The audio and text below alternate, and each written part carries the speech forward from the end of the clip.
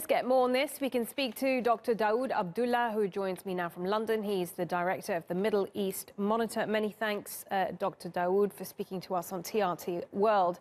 Now, from other journalists I've spoken to today who followed Khashoggi's work, they say while he was critical of the Saudi prince, he was also one of the biggest defenders of the kingdom. Does it make sense to you that they would kill him, and in the brutal way that some have described? Well, I think that the last part of your introduction is pretty accurate, as I understand it. Jamal saw himself as a critic and not so much as an opponent of the regime or the Saudi establishment. And in that sense, he is different from some of the opposition figures we have in London, for example, well-known figures like Dr. Muhammad al-Mas'ari or Saad al-Faqih, who, by the way, were both there were attempts to kidnap both of them on previous occasions. But Jamal, I mean, from within the establishment, as he did come, he always expressed, even on his visit to London, an affinity to his country, a love for his people, and a willingness to, or a desire rather, to see it progress and to have transparent and accountable leadership. That was my understanding of the individual.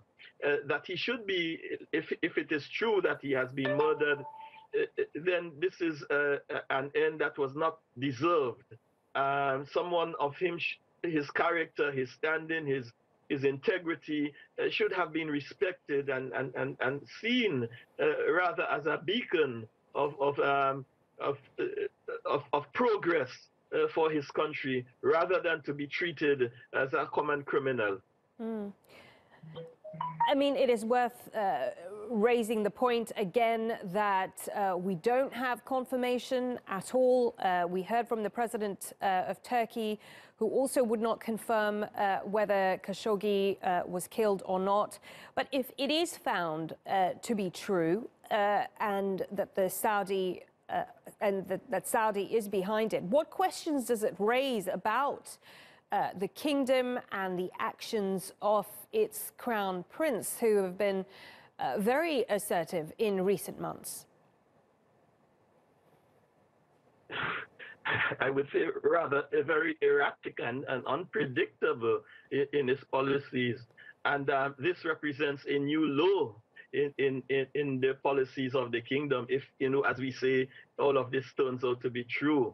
Already there is a very bad record of, the misadventure in the Yemen, the blockade of Qatar, a sister state from the Gulf Cooperation Council, and involvement in the overthrow of the democratic regimes, for example, in Egypt, and the funding of the military dictatorship in Egypt. All of this has, created a very bad image of the leadership in Saudi Arabia. And this further adds to it and would really, in my view, create a very negative impact on its ability to engage with the international community, particularly civil society, journalists, academics, and cultural organizations. Jamal represented the media industry.